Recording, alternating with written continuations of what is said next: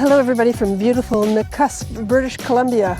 I thought it was about time that I did a review, let's call it a midterm review, for my Bluetti AC180 power station. I've had it for about 3 months now, and prior to that I had a Bluetti AC70 which developed some faults. A little bit about me first to help you understand what I use this for. So I live full-time in my 2015 Dodge Grand Caravan, mostly in Alberta, in 4 northern Canadian seasons. So I need quite a robust system. I have a microwave in my van. I use the Instapot. This is only a 3-quart, but it still has quite a draw. And I use this little Dash mini egg maker, but I use it for a lot more than making eggs. And of course I really depend on it because I'm a YouTuber. My channel is Frosty McFrostface, in case you didn't see below. So yes, I have a lot of smaller electronics to keep topped up. I don't have any solar on my little minivan. I feel the need to actually be quite incognito when I travel. I stealth camp a lot in urban areas, but I'm also up forestry roads in quite extreme conditions, lots of bumping around, lots of dust. So how has my Bluetti held up through all of that? Well, so far so good. Prior to this model, I had a Bluetti AC70, which was about 760 watt hours, quite a bit smaller, nice and easy to take into places when I need to recharge it. So this is actually quite a bit more of a lump to carry around if I want to do that. However, I bought a Bluetti Charger one, and that has solved a lot of my recharging problems. So this is a 1024 watt hour power station, and it has an inverter that will allow me to use appliances up to about 1800 watts. So my microwave in the van runs at about 1500 watts. This can run at about 1300, and this runs at about 500. Everything runs perfectly well. So I often also run my Bluetti 37-liter compressor fridge directly from my battery, and I actually run it mostly as a freezer. So consumption for that can run at a fairly steady 40 to 50 watts, cycling on and off. So I do have a 100 amp hour lithium iron phosphate standalone battery that I use to either run my diesel heater in the winter or my fridge in the summer, and I recharge that lithium iron phosphate battery through the AC ports of my Bluetti AC180, and that seems to work fairly well. I do need to do a lot of driving quite often to fully recharge everything, and that's still a problem. But I don't want solar panels. I want to stay incognito. So I kind of just deal with it, and I reduce my consumption and use my gas stove more when I'm low on energy, and I use my microwave when I know I'm going to be doing some driving. So it's been working out fairly well. You can always use more power. However, I think this is a really good compromise in terms of size for my little Dodge Grand Caravan. I keep it in a cube unit in my van. Here is my new power station. It is a Bluetti AC180. In any event, my AC70 packed up in a kind of minor way. The USB-C ports decided to stop working. That happened gradually over time, but I did have that unit for under a year, and Bluetti did give me a full refund on it, and at that point I decided to upgrade a little bit, and with my Bluetti Charger 1 it just made sense. So what do I like about it? Well, I do like that it's still quite portable.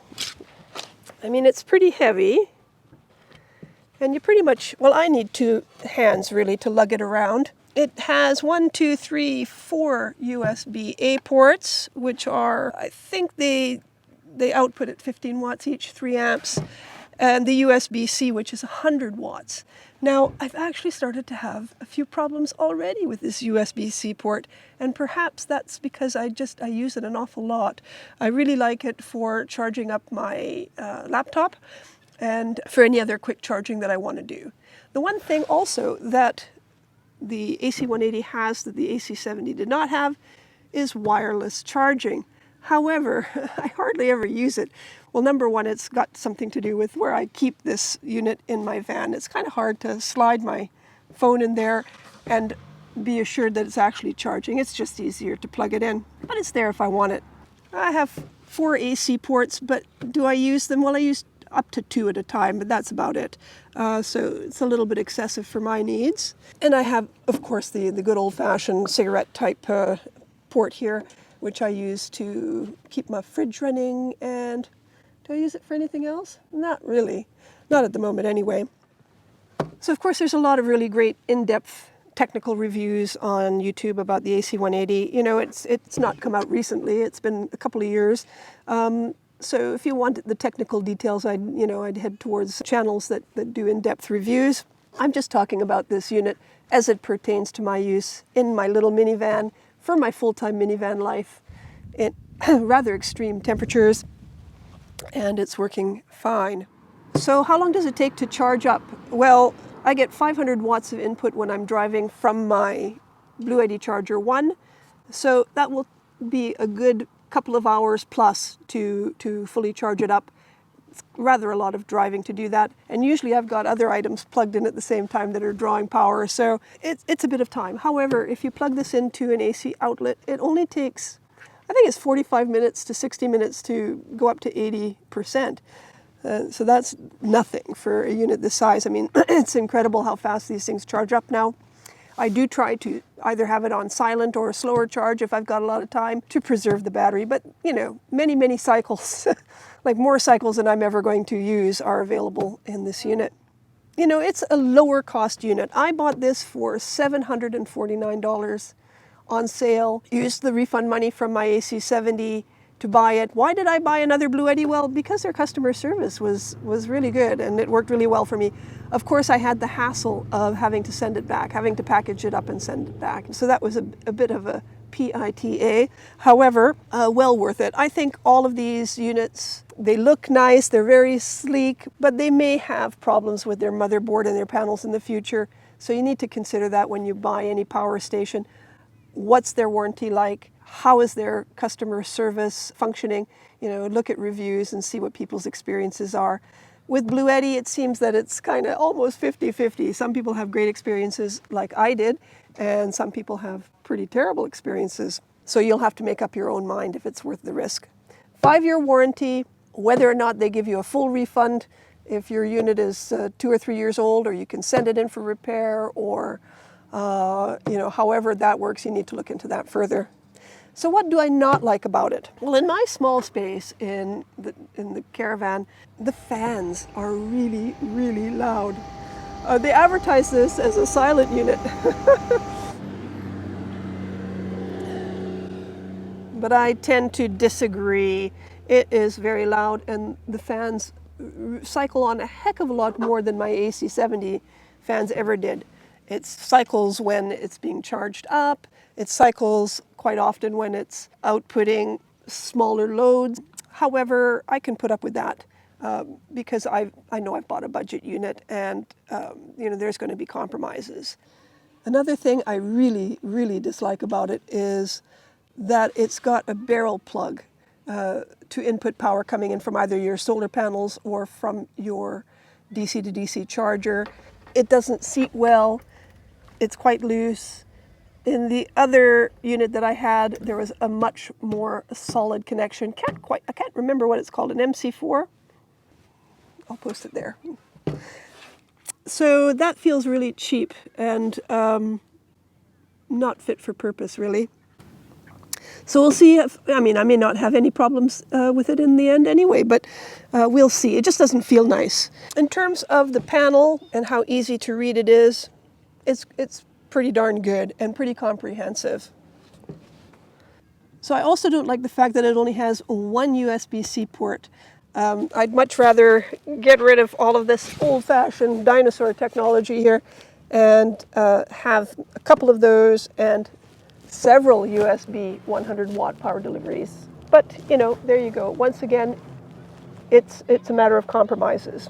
So how long does the power station last when I'm using my various devices? Well, if I've got it hooked up to my fridge, it really depends on the conditions. You know, if it's warm in the van, of course, the fridge is going to cycle on more.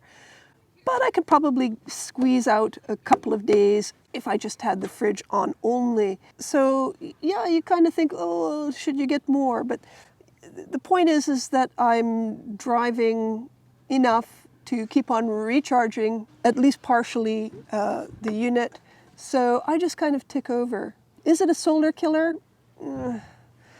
I'd say no, definitely not. It's not a solar killer. If you do a lot of driving, it might be. But, you know, I've got a smaller alternator in my Dodge Grand Caravan, so I'd like to keep my input from the alternator a bit lower.